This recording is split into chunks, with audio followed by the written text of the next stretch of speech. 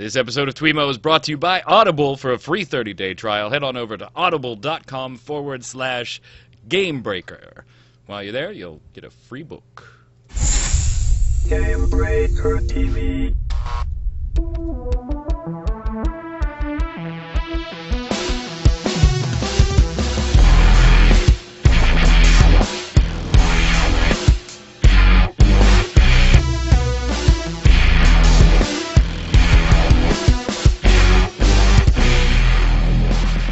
Oh yeah, hello internet and welcome to Twimmo episode 214 for January 9th, 2015 here on Gamebreaker TV. I'm Mike Burns, sitting in for Gary Gannon today, hosting on the Twimmos.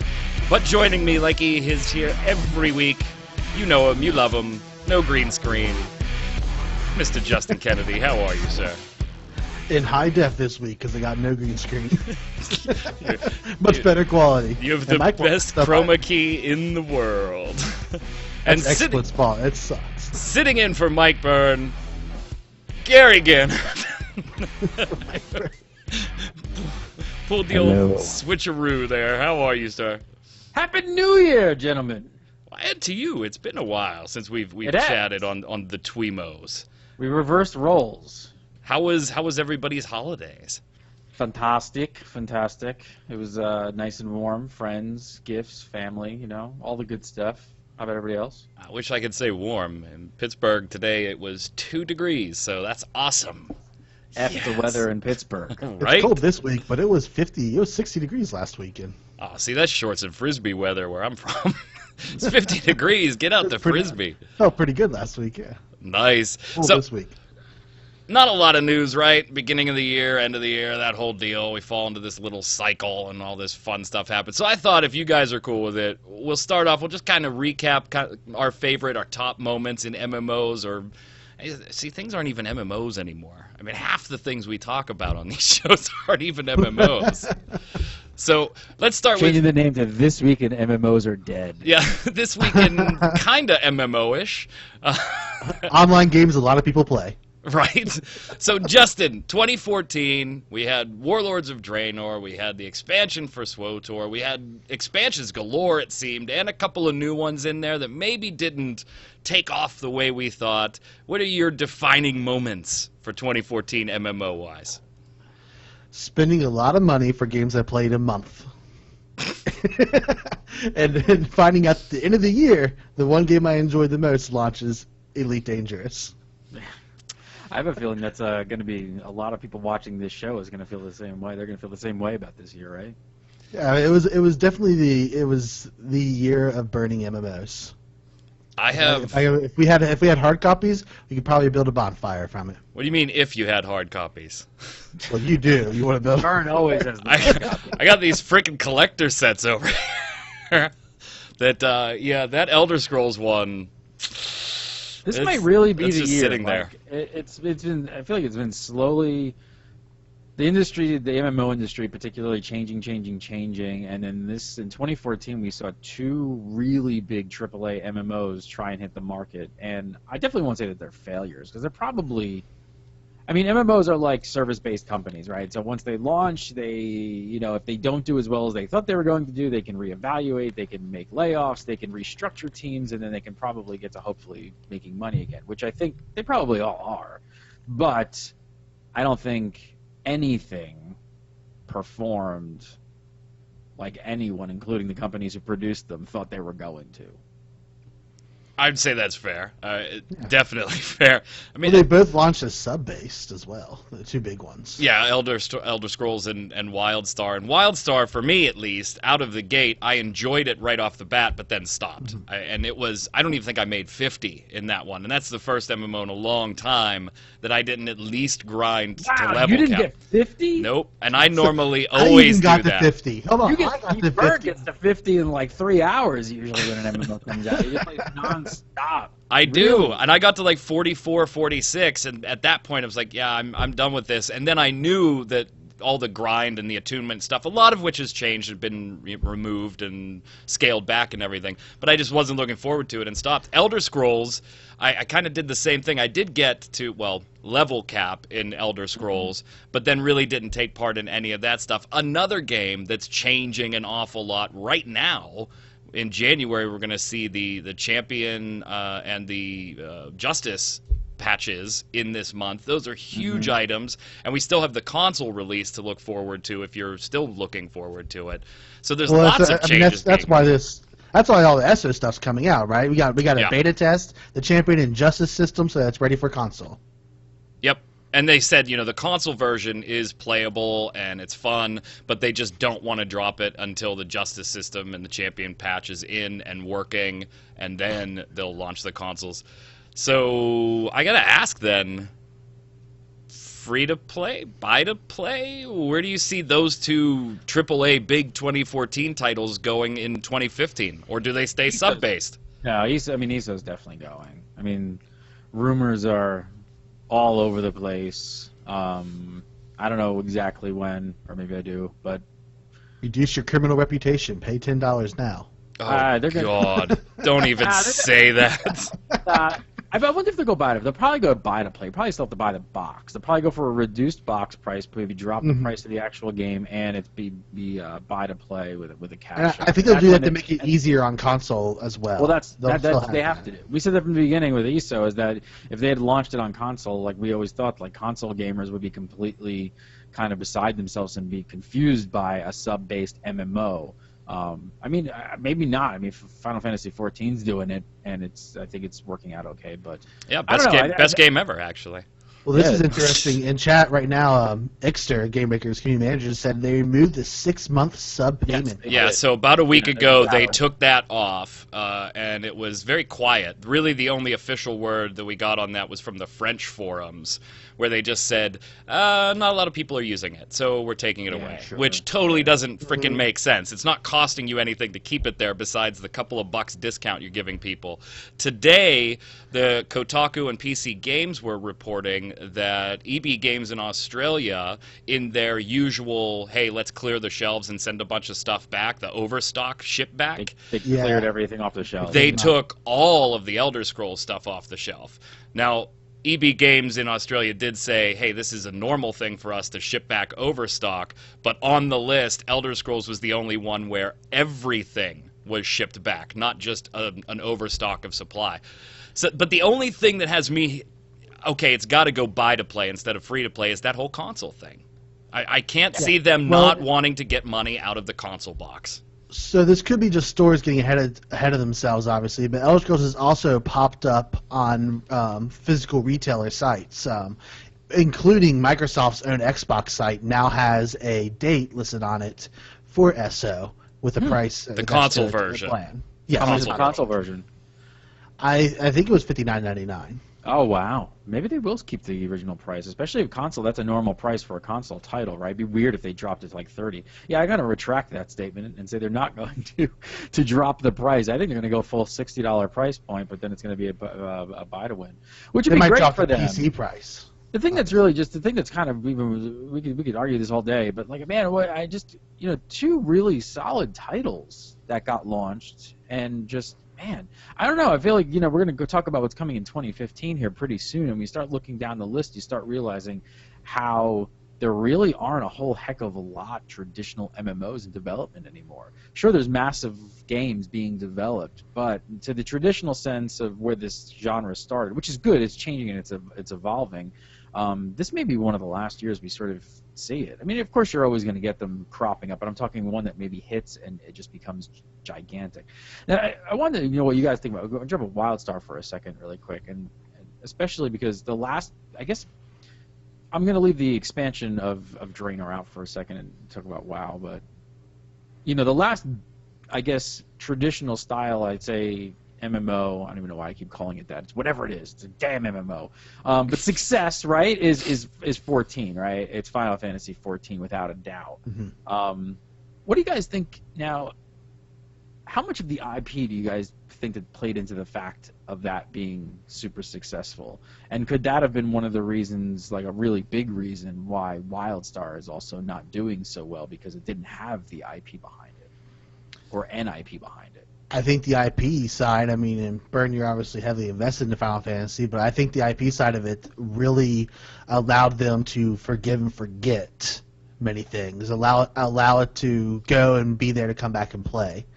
There was no fan base to stay through the hard times for WildStar. See, now I would say the IP helps on day one. There's no doubt about that. It helps you get in on day one with your core fan base. But with Final Fantasy version 1.0, we saw it. Even the core fan base, the me's of the world, were like, screw it, I'm out of here. This is a terrible game. I'm out of here. And we only, I got my free month, and I think I subbed up once or twice along the way just to see what patches were doing before A Realm Reborn. I think the IP certainly helped A Realm Reborn on day one, because it's Final Fantasy. Let's go check it out. But to look at it now, over a year from launch, and see that it's still up there and chugging along and doing really well, you got to put that solely on the game and its content, not just on the IP. I mean, so in a nutshell, what do you think Final Fantasy, like? So the thing that it strikes me, and I agree. Like, I think 14 is a great MMO, and I'm still playing it. And I find it incredibly fun, but it doesn't do anything out of the box. Like, No, it doesn't do anything. not at like, all. It's very straightforward. So does that almost prove that that most MMO players just want that exact box? Which they pretty much mimicked World of Warcraft. They did, obviously we can sit and nitpick differences all day long, and I know people watching this show, you guys love to nitpick like every little detail about MMOs. I'm not going to do that. I'm just talking like in a broad stroke. It's kind of World of Warcraft in the Final Fantasy universe, and it did extremely well. Yep. So any of these other companies who have developed things that are trying to do things outside of the box keep failing over and over. Yep, and then you look at SWTOR, same thing. It's World of Warcraft with the Star Wars skin, and like their cash shop or not, you can't argue with that it's doing well as a free-to-play MMO right now. Is that an expectations thing then? Because this idea that WildStar was trying to be this different in that sense is people raised up their expectations, it didn't meet it, so they got really disappointed, whereas Final Fantasy, it's like, well, I'm not expecting anything new. I know exactly what I'm getting in the Final Fantasy universe. So they just enjoy it right away. I think I don't know. I'm still kind of at a loss. As like, I mean, of course we can talk about the things of like why, with WildStar, but man, that's one game that I feel like that team really put together a super solid game. Like it was really there. There was a lot there, yet it still didn't resonate. It just did not resonate, and people burned out really super fast. And I don't know. I mean, one thing I really could attribute it to definitely is it's hard to break a new IP. So the two big dogs, at least in the NA market, are obviously World of Warcraft and Final Fantasy XIV. And look, they both had launches piggybacking off of huge IPs. Warcraft did when they launched World of Warcraft, and so did Final Fantasy. So I don't know. I feel like this might be one of the last years we see any company investing in the traditional MMO genre as we know it. You got Blizzard canceled. Titan. I don't know. We're going to talk about stuff coming out in 2015. There are very, very few traditional MMOs even in development. Yep, they're games that just, hey, there's a lot of people playing. So we'll call it an MMO. We're just going to call it an MMO. No, and I think there's something to be said there. So before we segue and go into 2015 here, we talked about Elder Scrolls. WildStar, free-to-play in 2015, yes or no, Gary? I hadn't really thought about that. They got the whole cred system, so, do they do something like, well, I guess they are doing something like EVE does right now with their whole Plex system. So that's something to factor into it. We've already seen the box price collapse. The box price is down to $20 and $30 on most places now. God, I don't know. Are there? I don't even know what the player base is right now. I think it might have a lot to do with how many people are actually playing the game right now. Are there enough people for it to survive as free to play? Because I don't know if they'll get I don't know why. I guess I'm just going on gut for a second, but I feel like if WildStar goes free to play, I don't know if you're going to see some huge resurgence of players back into WildStar. it'd be pretty tough. They'd have to do a pretty big marketing campaign to get people really excited to get back in there. So I'm wondering if the people who are in there now paying their sub fee could outweigh for a good while how much they would be bringing in, because they'd have to get, you know, I don't know what the percentage is, but it's usually a very small percentage of people who actually buy in-game items and spend money once a game goes free to play. They're usually whales, and they do end up being profitable. I don't know. Wow. I guess I can see them going to freemium options, sort of like SWTOR, where you still have the sub option still there, but there's a free-to-play option, and you have the sub option and things that gives you extra benefits. One thing's for sure, they nailed their target audience. I mean, they aimed for the 1%, and only 1.3% of players have ever killed a raid boss. So they've done well as far as we hit more than that 1% actually.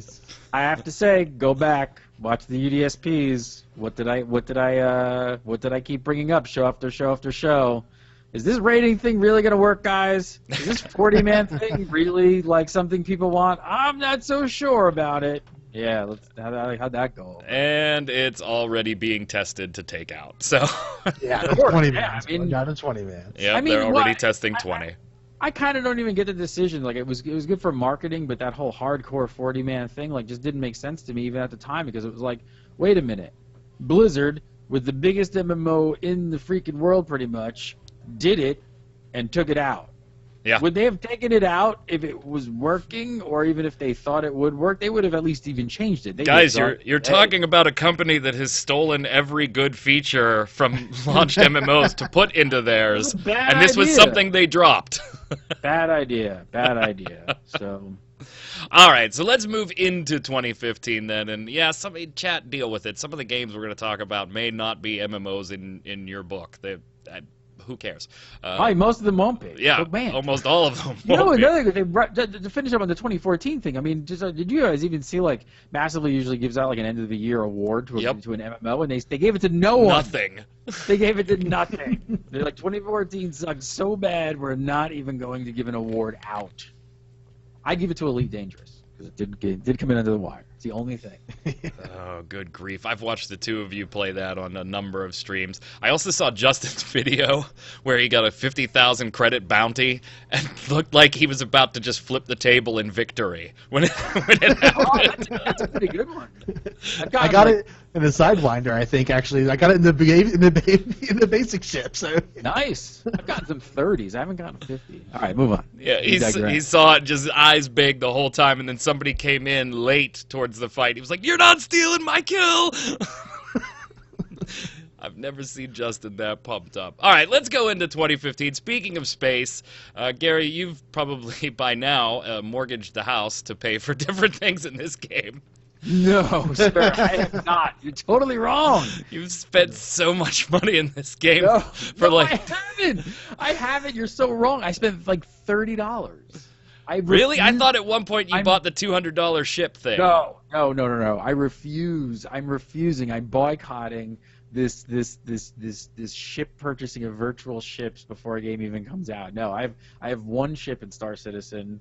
It is I purchased the pack to get in with one ship. It was like the cheapest version. I am not spending hundreds or thousands of dollars for virtual ships that I can't even really play at. No. I remember watching a live stream of you in the hangar.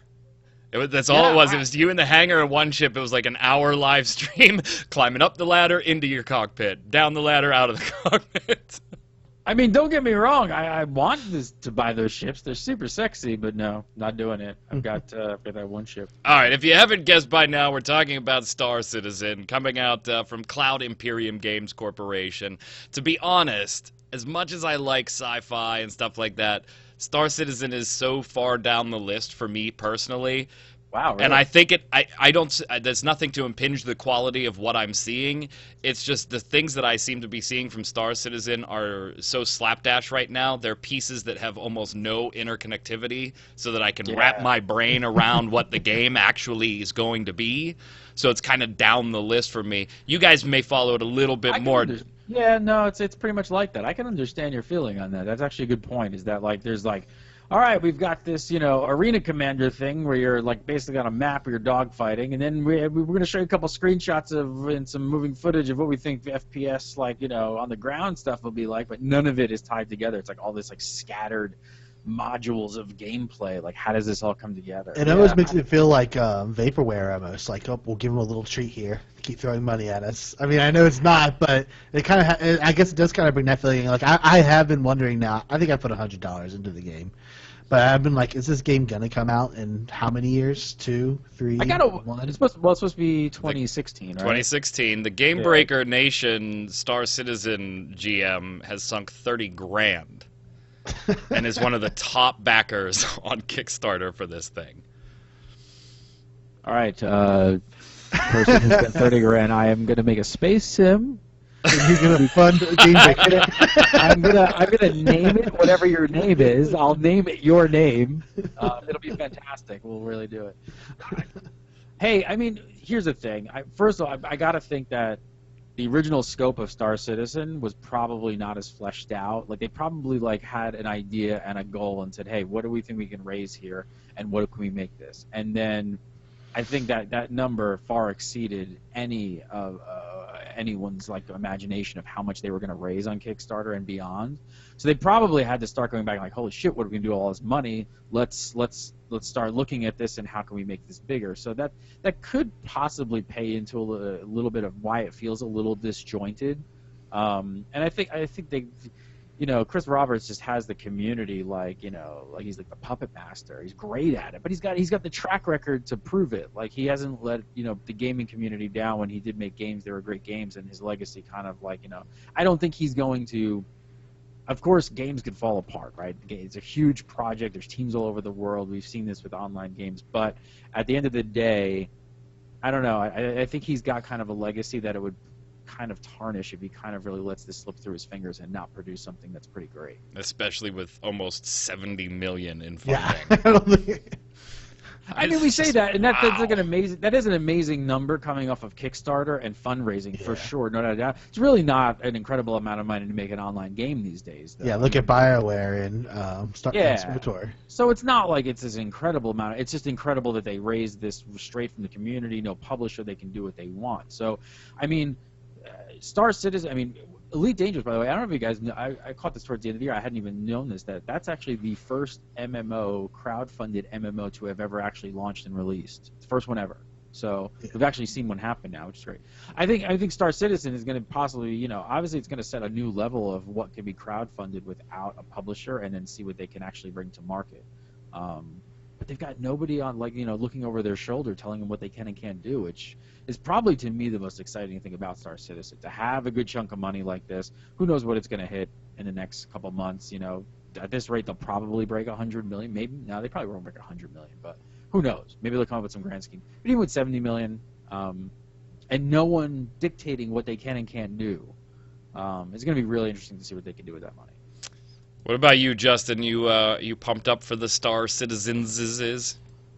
I'm not expecting anything soon. I'm not caring about the modules. I will play. The one module I will play is the first-person shooter module. I want to see how that's going to be. They get the first-person shooter on the ground module, and you get to play that. I want to see if that's actually going to do well. That's interesting. Let me follow this. So you're a backer, right? Yes. But you're not playing the modules? Like, you're just really? Why did you back then? What's the point? I don't know. I just throw money at a screen. I got so much cash. I mean, you could have taken that money and put it into something like a good chroma key. I don't know. There you go. There was a certain point I wanted to be able to play the modules if it came up to it, because I think there was a certain point where they were going to stop giving out access to something, and I was like, well, I guess I'll go ahead and back it now before this comes up, because I only had a certain number of keys left. So I went ahead and backed it for whatever that was, and I don't even remember now. It might have been a certain ship or something. But you were like, you were like the guy at the cash register, and there's a little sign there, and it said like. Yeah, I was the lane shopping. Yeah, it was that last second purchase that you got home and you felt kind of like, I don't really know why I just bought this stupid keychain, but the sign said they only had 20. All right, I don't know. I guess I thought I needed paint rollers. I don't know. I saw them there. They were. I don't know what. But were you gonna paint something? No, I don't know. It said $1 goes to charity. I got 7 paint rollers now. I'm not gonna use them. Arena Commander's really good, by the way. Like, it's getting really good, and I love the additions that they're making to Arena Commander, and like the layout and the cockpit, and it's really starting to feel good. I think the new Arena Commander is much better than the last one. I think I would have been a lot higher, like expecting it, wanting to play it more, if I didn't run into Elite Dangerous. I was just gonna say it's probably because you're just playing constant Elite. Yeah, Star Citizen for me. I've got it fixed now. It'll so. probably gain traction on the radar when I start seeing everything interconnected and what the game actually does. Elite Dangerous was kind of like that for me. I was watching it, and then I just, you know what, I'm just going to wait for it to launch, and then I've been watching YouTube play it. I still haven't bought it yet, but I keep watching people play it, so we'll see what happens. We got a couple more titles to talk about, but before we get to them, we got to give a nod to our sponsor, and you know him, you love him. That's Audible.com. We got a free 30-day trial for you if you want to use Audible.com/GameBreaker. You also get a great suggestion for this week too. Go for it. Yeah. Oh yeah, you like this one? No, not that one. Oh. I'm sure that's a good one, but I've got a really good one I'm listening to. I'm bringing it up on my phone right now. What are you listening to? I'll show him. I was showing him Dan Brown Deception Point because that's what I'm reading at the moment. I actually have what I'm listening to right now as well. The Foundation series. Ah. Foundation. You know this one? Yeah, a little Isaac Asimov. Yes! Yeah. It is. So I learned about this series. I had never read it or listened to it through an interview that I heard from Elon Musk, and he was talking about his motivation of why he started SpaceX, and one of his very big motivations was this series. Wow, I am surprised that's that the trilogy. I don't know if I have that one. I have like the this is the dramatized radio version that they aired on the BBC. Version I have. That's not the version you want. Hang on, show my camera here, and I'll show you. This is the version you want to get. This is a fantastic series. I am surprised that a sci-fi buff like yourself is just finding out about Foundation. I know. Wow. I know. Believe me, I thought the same thing. But this is I highly recommend. It's a trilogy, and it is just a great listen. I highly recommend checking this one out. I don't think I wanted to recommend one as much since Ready Player One. This is a fantastic one, and I'm surprised I didn't know about this as well. So check this one out for sure. There it is, right on Audible. You could be using that as your free book with your 30-day trial membership using audible.com/gamebreaker, and it even has Whisper Sync. I love that feature. I love it. Read from your device, hit play, it'll start reading to you while you cook dinner, pick your device up, hit stop, and you can pick up reading on your own, back and forth. Check it out. Best way to support Game Breakers, to support our sponsors, and Audible's been here a long time as a sponsor, so show some love, audible.com/gamebreaker. And who knows, maybe if you listen to the Foundation series, you'll be the next Elon Musk. I just want the name Elon Musk. That's all. Next up, okay, here's one that I've been looking at a little closer than I have Star Citizen. It's Korean, so coming from the East. Black Desert, Pearl Abyss. No. Cheap. Not at all. You don't care. Oh, here we go again. Now this one's gonna be on this one, Mike. This one's gonna be free to play. It's so good. It's got great graphics. Oh my God, it's beautiful. Oh my God, it's beautiful. Oh my God, it's beautiful. Grind. Get ready for the grind. Grind. It's Korean. It's a grind. Star Citizen sucks. Okay. It doesn't. Oh God, the YouTube comments. It doesn't suck. It doesn't suck. Fire him! I'm actually looking forward to Black Desert. Now there are a couple concerning things. Again, this is one that we don't really have a full grasp on the gameplay. Yes, it's going to be traditionally theme park. Yes, it's probably going to have grindy elements in it because it's a Korean-based MMORPG. It's going to be free to play at launch. We've just got last week or the week before. What was the last game they put out? A little sip. What was the last game Snail put out? This isn't Snail. It's not Snail. This is Pearl Abyss. Oh, this is Pearl Abyss. What's the last one they put out? Yeah, they haven't. Yeah.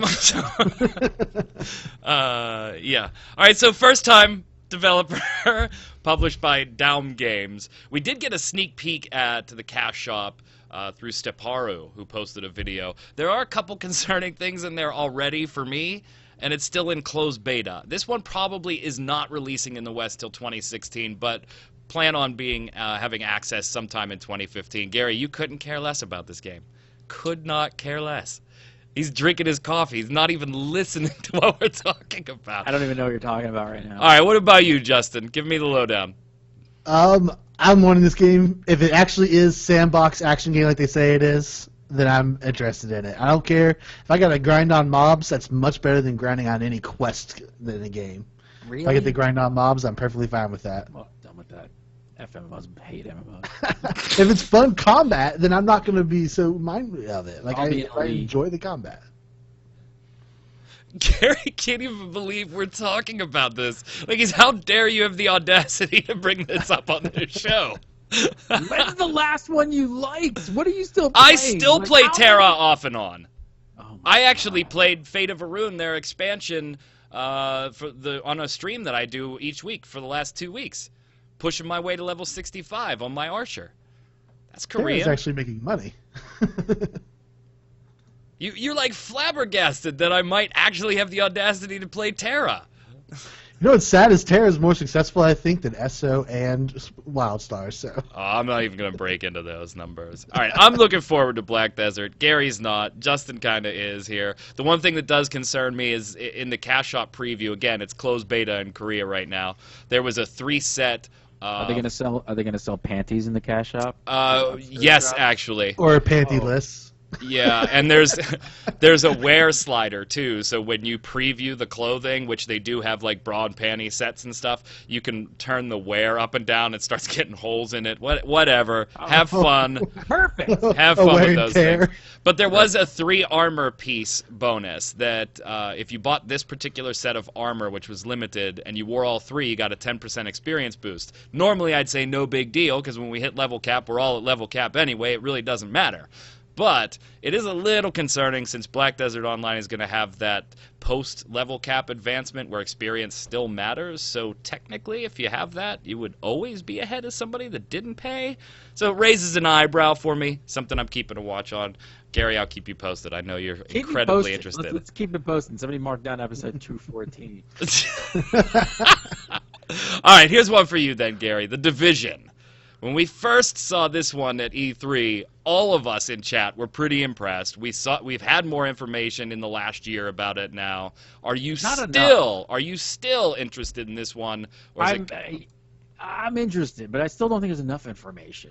Still seems like it's still. I think they went on a delay for it though for a while. Like it's almost like they pushed it back quite a bit. Which is fine, you know. But so I'm interested, but it's because they're trying to do something different again with the genre. They're taking it into kind of a little bit of a new place. It's not a traditional thing. Don't know everything about it. So the big difference between the last game we just talked about, I already forgot the name of, and this is that I know what that kind of is pretty much. I don't really know what this is, so I'm kind of excited to see where they're going to take the Division. What they've showed us so far looks cool, sounds cool. You know, those E3, you know, cinematics they showed that stuff and how they showed, you know, you with your group and the map and you know, all that looks really cool. I'm just looking forward to more information in 2015 on the Division for sure. Mr. Kennedy? My biggest fear of it is it's just going to be these small little instances where you just run into maybe a couple people, and that's it. And maybe that's what they want and stuff, and maybe they're going more the route of the small DayZ instances and stuff. But I'm hoping that this does feel a little bit more massive. It feels like you're actually part of the living world as opposed to little single-player or solo instances. So I got to ask then, being an Ubisoft product and seeing Assassin's Creed lately and The Crew lately, does that give you a pause for concern on the Division? Well, it's delayed past that. They've gotten hit pretty hard this year.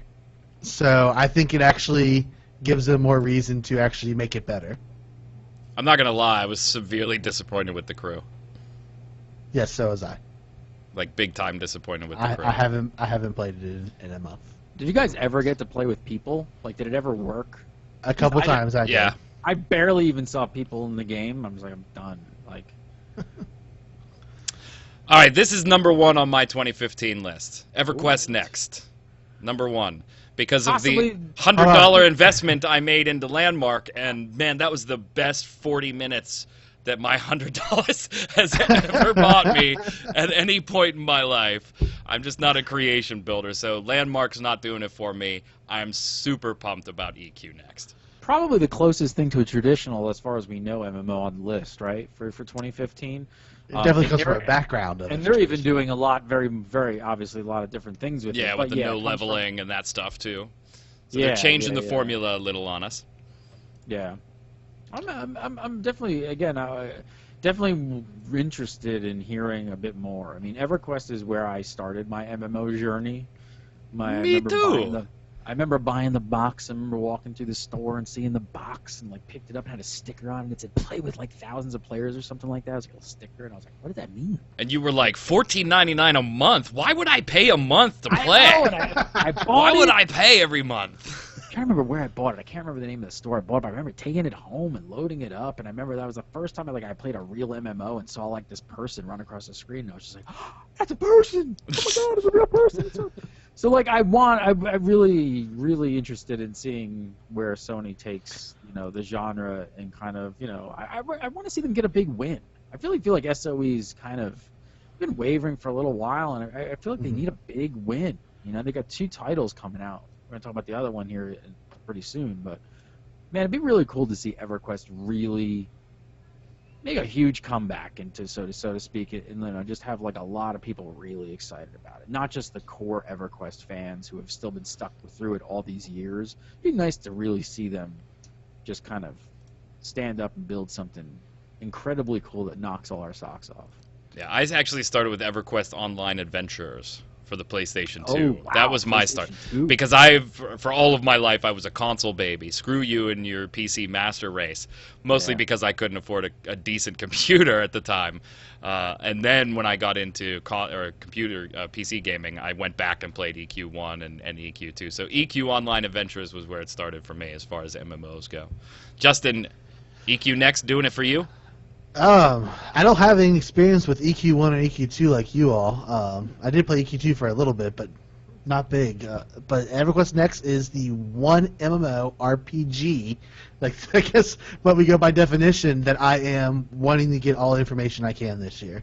It's one I'm looking forward to, especially with what they're saying they're going to try to do in the game. I can't get a gauge on when this is actually going to come out, and 2016 is probably the safe bet, but there's a part of me that wants to say we could see big-scale access in 2015 simply because they're using so much of Landmark to actually make EQ Next. And they seem to be trying to get people in a lot earlier on their titles. SOE seems to kind of be making that almost a mantra of getting people in early. Well, and they did say, we saw, it was 3 weeks ago in that episode, we were talking about it, Landmark. They said, start of the new year, as soon as they get like the Story Bricks feature, I think, into Landmark, as soon as that Story Bricks feature's in, it's like all hands on deck for EverQuest Next. They're switching everyone over to it. Here's one, if you're excited about it, Gary, I'll let you talk about it because I couldn't care less. No Man's Sky. Well, let's move this list around because let's just talk about H1Z1 since it's Sony. Oh, you want to jump into Sony? All right, we'll do H1Z1 because there's another. This one comes out next week. Yeah, this one is like really, really close. Are we all jumping into this next week? Yep, absolutely. I'd be doing a lot of streaming and everything. I am looking forward to this because I did enjoy DayZ, but I did not enjoy the Arma crap that came with DayZ. The kind of boggy feel and not quite polished as far as menu systems and stuff like that. So I'm looking forward to H1Z1 being that style of game with a whole team behind it rather than one person trying to build it. And hopefully getting a little more polish and usability and accessibility out of it. Definitely one I'm looking forward to. And yes, Gary, I will find you and I will shoot you in the face. See, this is a title where again I can't wait to get into this because DayZ to me, it's funny because what you're sort of looking for them to streamline and polish. I always kind of had this speculation of that's part of what makes DayZ have these moments. Part of it is kind of like being a little clunky, part of it is like somebody seeing somebody and then having to take a little too long than you'd like to, ruffling through your bags to find an item or something. To me, that kind of added to the experience, and all the other games that kind of came out after that, trying to mimic that, tried to do what you're saying. They tried to like make things very streamlined and what we would think is like proper menu systems and things. And I don't know if any of them ever like kind of hit the mark. And I always kind of wondered if that was part of DayZ's charm. So wait a minute. Wait a minute. You were just making fun of Justin and I because we maybe like to grind or to kill monsters and stuff, and you're like, that's bullshit. We don't like that stuff, but give me shitty menus for the win. I'll search through every pocket in my pants. Give me terrible menus. That's all I really want in an MMO. Partially, absolutely. I know it's gonna be interesting. Let's see. I always thought DayZ was a really fine line of the type of title to create one of those. Like I feel like that kind of a title is like walking on a razor's edge, and every little adjustment DayZ made throughout it still does changes the game kind of a lot and the experience a lot. And I really feel like that's a game that's kind of hard to replicate. I think it's harder than most titles out there to try and make one that's successful, because I don't know if people exactly have tapped into like how to do what DayZ does properly. I don't know. I mean, the one thing that H1Z1 is obviously promoting out there is what's different about them, and we're not going to get it in this early access right away, is that they're not limiting themselves to those 64-person servers or 50-person servers. They're trying to create a full open world for it. And that's actually what that's always what I mean. That intrigues me the most. I mean, that's the biggest sell for me, because when I played DayZ, I was like, wow, I wish this game felt like it had more persistence. Right. But who knows how that feels as a game, right? Because part of DayZ was like you died often, you died. And maybe that adds to the experience. Like I say in my head, oh, I wish I could play this with persistence, but I don't know. Maybe I don't. I don't know. See, like, I always said in my head, I wouldn't have died there if I knew where my bag was. Where did I put that Band-Aid? I don't remember which of my keybinds I put it in. I'm looking for H1Z1. Check it out. We'll probably be streaming it. One of the three of us will be streaming it sometime next week. Somebody in the chat saying that it also went up on Steam. Yep, the Steam page went up today, actually. Today, so that one's up there. So everybody go over there and get in for early access next week. Quickly, No Man's Sky. I mean, we don't have a lot of data. I'm not personally not really pumped about this one, simply because I want to see this before I start getting hyped like some of the other game sites out there. I am super pumped for No Man's Sky. Give me every little tidbit of information you can possibly give me. That's what we need, is information. There is all we got in is videos of them flying around from place to place right now. You're gonna laugh when I tell you why I'm such a believer. I can't remember his name right now. You know the guy who always talks about it, the main executive producer, whatever his title is, or CEO. He's got the beard. He's got the glasses. He's only kind of done a couple like conferences, and he talks. He's so nerdy, and just seems so. He's like, I can just feel how dedicated he is to this idea. Baby. He's like, in his head, he's just like, there is no way I am gonna fuck this up. There's no way. It's not happening. It's not happening. And I just believe that guy. Like, I believe that guy is gonna deliver. I don't know why. I don't know what it is about him. And I'm just like, that's not like a dude who just like is gonna steal people's money. Like, this guy's got a vision. It's incredibly like nerdy and deep. And we are gonna do this. This procedurally generated monstrosity of craziness that nobody else thinks can be done. Yeah, we're gonna do that. I believe him. I mean, I keep reading everything, and I'm like, oh, that's interesting that when I spawn my character, I may be the only person ever to visit this planet. Ever. In the entire game, in the entire time that it's running. Yeah, I want to see it. I want to see you pull this off before I get too hyped about this one. Alright, let's finish up here. We're running long. We've got, there's other games, Battlecry, Gigantic, all kinds of other titles, and that we don't have a ton of information on. I think the one we really need to talk about, though, is Overwatch. You skipped my number one. Oh, was one of those your number one? Really? Gigantic is my number one. Why? Because it provides, because Overwatch is straight up FPS, right? Right. Gigantic provides a much more action combat feel to it from what I was looking at it. Like when you look at it, because you have, but it's not just shooter, because it's also got the melee combat in their game and shooter elements in it from a third person with a third person view. Whereas Overwatch is just shooter, so I'm kind of like bouncing between those two of liking them. But Gigantic is like more because it's not just shooter. I don't know. I don't know that much about Gigantic. I got to admit, like I've seen the trailers, kind of been like peripherally seeing it, but I'm not like following it. I don't know a ton about the title. Nothing really grabbed me and went like, holy crap, pay attention to this. Exactly. And Overwatch did, even though I'm not traditionally a fan of shooters. Well, Overwatch did an amazing job of grabbing people's attention. I mean, they showed us a movie trailer. That's what it looked like anyways. It made you love the characters right away. Gary, you got some hands-on time with this one at BlizzCon, didn't you? Yeah, I played it a bunch at Blizzard, and I mean, if I can make any prediction, I'm going to say it's instant hit. It's just instant hit. Like, it felt so good already, and it's who knows when it's coming out. It's instant hit. It's going to be huge. Free to play? I know Blizzard said we don't know yet, but this kind is like a no-brainer free to play, right? My prediction would be free to play and with a similar system as Heroes of the Storm, League of Legends, stuff like that. Buy skins, buy champions, buy characters, that whole thing. Like I think they're going to go down that route, which is going to be super smart. So buy hats. I think what's awesome about Overwatch is you are actually going to see a drop, I feel like, in Team Fortress 2 players. Yeah, why not? I mean, Team TF2 is kind of a little long in the tooth. It's still a great game, but nothing's really come along. This could be the first game in a long time to come along. They have hats. They have hats. Yes, they do have hats. Do you think they do a console version of Overwatch?